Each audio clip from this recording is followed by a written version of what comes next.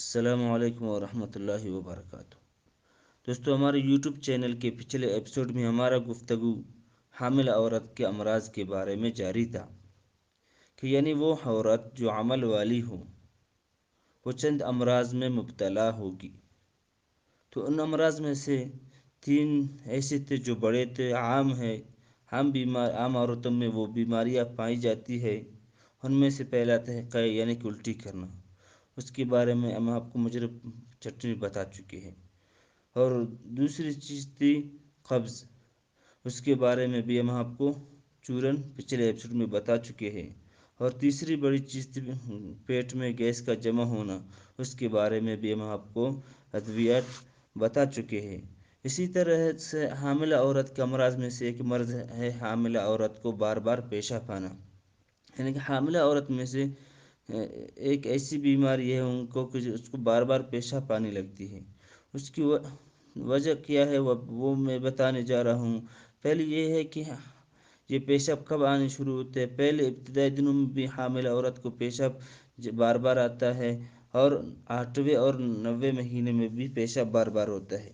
اس کی وجہ کیا ہے؟ وجہ یہ ہے کہ شروع حمل میں رحم جب اپنے حجم میں بڑھنا شروع ہوتا ہے، جب اس کا حجم ہوتی ہے وہ بڑھنا شروع ہو جاتی ہے، تو اس پر دباؤ مثانہ پر پڑ جاتا ہے۔ اس کا جو دباؤ ہے اس کا مثانہ پر پڑ جاتا ہے، جس سے مثانے دب جاتے ہیں۔ جب وہ دب جاتے ہیں، جب وہ گردوں سے پیشاب یوں ہی آ جاتے ہیں، تو وہاں مثانے میں ٹھہرنے کی کوئی جگہ خالی ہی نہیں ہوتی، تو فوراً حاجت ہو کر خارج ہو جاتی ہے۔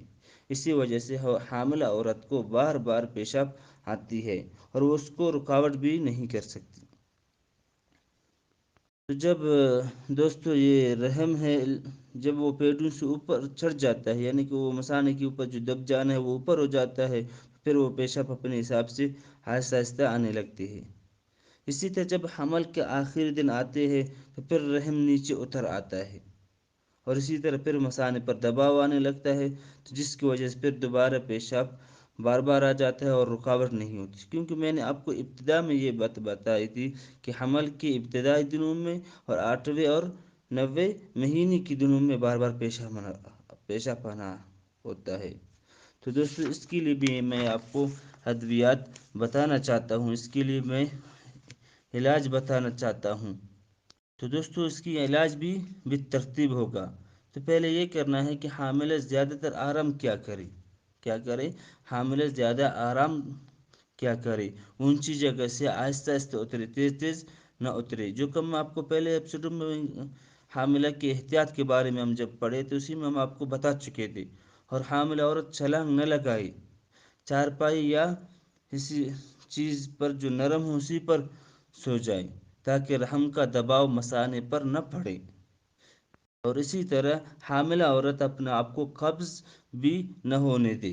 اگر اسی طرح حاملہ عورت کے مثانے پر دباؤ پڑ جاتا ہے اور اس کو بار بار کیا ہوتی ہے کہ اس کا پیشاب بار بار آ جاتی ہے، تو اس کے لیے ادویات یہ ہے کہ آپ دودھ اور گھی ملا کر پلاتے رہے۔ دودھ ہے، اور دوسری یہ ہے گھی، یہ دونوں گھی ملا کر اس کو پلاتے رہے۔ اسی طرح یہ اس کی دوا ہے اور اس کی غذا بھی ہے۔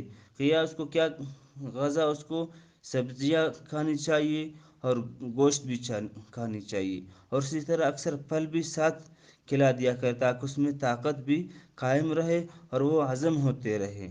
دوستو، اگر ہماری معلومات کی ویڈیو اچھی لگی تو ہمارے یوٹیوب چینل کو سبسکرائب کریں، تاکہ نئی ویڈیو آسانی سے مل سکے۔